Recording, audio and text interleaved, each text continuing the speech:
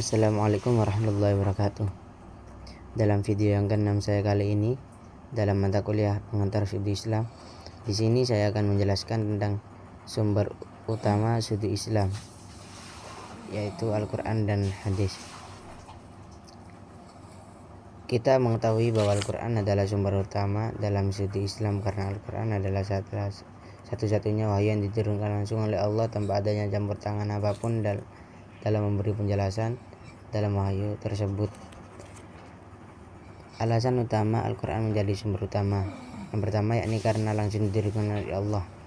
Yang kedua yakni menjadi patokan utama suatu hukum baik dalam ibadah, akidah, dan muamalah dan lain-lain. Yang ketiga yakni Al-Quran adalah suatu kewajiban yang universal dalam memahami dan mengamalkannya. Yang kedua yakni hadis sebagai penjelas wahyu.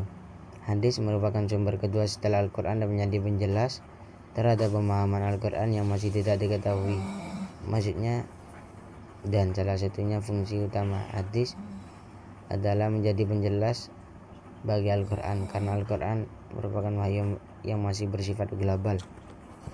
Bentuk-bentuk penjelasan hadis terhadap Al-Quran.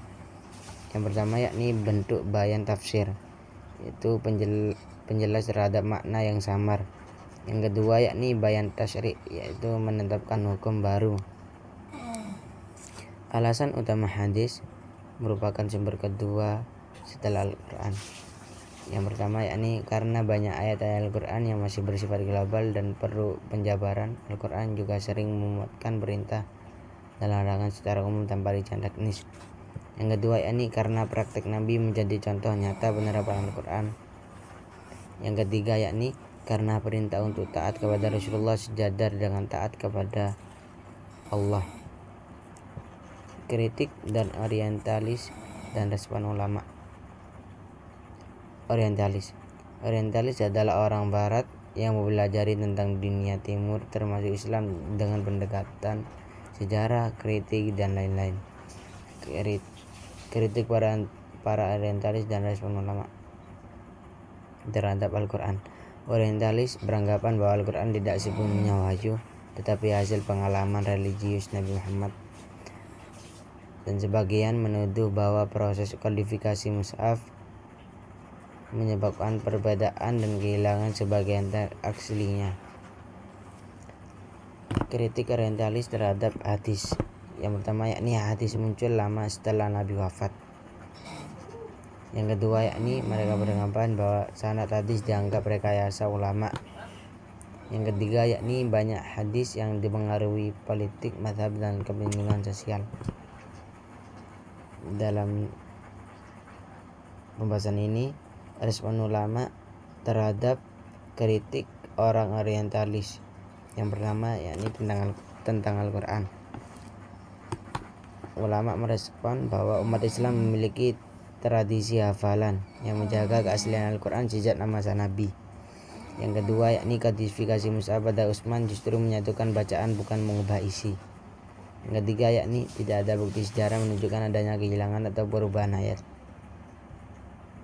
Tentang hadis, respon ulama terhadap orientalis tentang hadis. Yang pertama yakni hadis sudah ada sejak masa Nabi.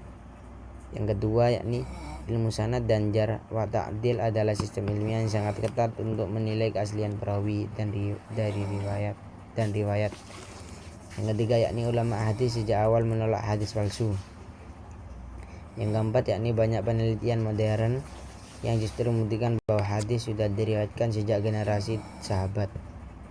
Kesimpulan dalam presentasi saya kali ini yakni Al-Quran dan hadis merupakan sumber utama ajaran Islam yang menjadi pedoman hidup umat Islam dalam segala aspek, baik akidah, ibadah, maupun hukum.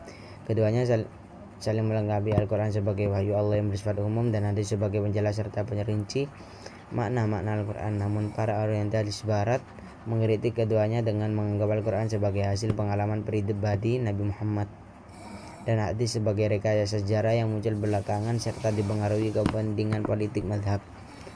Terhadap kritik tersebut, ulama merespon dengan menunjukkan bahwa Al-Quran dan hadis telah dijaga keasliannya melalui tradisi hafalan, penulisan dan ilmu sanad yang ketat sejak masa Nabi. Oleh karena itu, kedudukan Al-Quran dan hadis sebagai sumber utama ajaran Islam tetap sah, autentik, dan tidak tergoyahkan oleh kritikan orientalis. Sekian dari presentasi saya kali ini. Apabila ada salah kata, mohon maaf. Wabillahi taufiq wal hidayah, Assalamualaikum warahmatullahi wabarakatuh.